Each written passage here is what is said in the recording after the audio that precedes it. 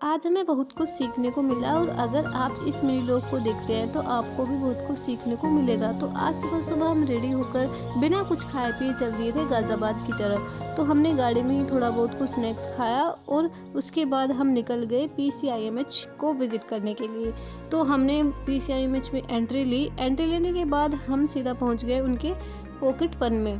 तो पॉकेट 1 में जाने के बाद हमने रजिस्ट्रेशन किया और रजिस्ट्रेशन करने के बाद हमें बैग और हमारा आई कार्ड मिला। बैग और आई कार्ड लेकर हम चल दिए ऑडिटोरियम की ओर। ऑडिटोरियम में अभी तक कोई भी नहीं आया था, सबसे पहले हम ही पहुंचे थे। तो हमने जाके अपनी सीट ली। सीट लेने के बाद धीरे धीरे वहाँ पे और लोग भी आने स्टार्ट हो गए थे। वहाँ पे अलग अलग मतलब होम्योपैथी के और आयुर्वेदा के डिफरेंट स्टूडेंट्स आए हुए थे। तो वहाँ पे हमारे गेस्ट आए, गेस्ट ने अपना स्पीच दिया और बहुत सी बातें हमें बताई। और ये है विधि जिसने अपनी आर्ट हम सभी को दिखाई। तो इसके बाद हमारा हुआ था लंच ब्रेक। लंच करने के लिए हम चल दिए थे दूसरी तरफ इनके गेस्ट हाउस में। पूरे व्लॉग में बने रहिएगा क्योंकि आपको इसमें पता लगेगा कि PCIMH है क्या और इसके अंदर क्या क्या होता है।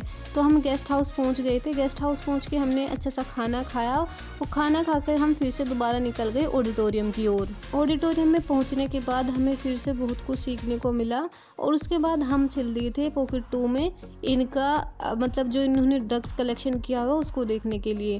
तो आप देख सकते हैं यहाँ पे इन्होंने बहुत सारे ड्रग्स कलेक्ट किए हुए थे जिसमें से कुछ सीड्स भी थे, कुछ रूट्स थी, कुछ उनकी ब्रांच थी। तो आप देख सकते हैं कि यहाँ पे इतना सारा कलेक्शन था इनका। हमने सभी को अच्छे से देखा। तो आप देख सकते हैं ये है धतूरा के बीज और ये है रीठा जिससे बाल धोए जाते हैं।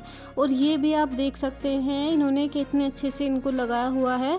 और ये थी इनकी पूरी ड्रग कलेक्शन की लैब, मतलब कि जो यूनानी में या फिर आयुर्वेद में प्लांट्स के यूज़ होते हैं उनकी इनकी लैब थी।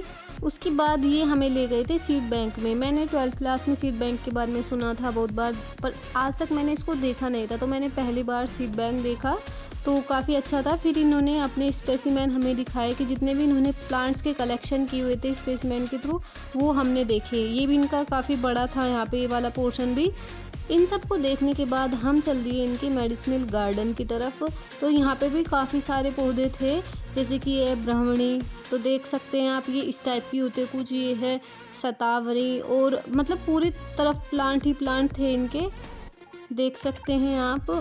तो यहाँ पे इन सभी को देखने के बाद जैसे कि ये है तुलसी, ये यहाँ पे 3 टाइप की तुलसी हमने देखी। ये एक टाइप की थी, ये दूसरी टाइप की तुलसी है और इस साइड दूसरी टाइप की है। तो इस मंकी भैया से तो मैं 2-3 बार डरी हूँ। फिर उसके बाद हम आ गए यहाँ पे दूसरे पोर्शन में। तो आप देख सकते हैं यहाँ पे कुछ ड्रग्स का कलेक्शन है इनका। अगर आप BMS सेकंड प्रूफ के स्टूडेंट तो आपने हिंगुल के बारे में बहुत सुना होगा। तो ये वही हिंगुल है जिससे हम पार्क को एक्सट्रैक्ट करते हैं।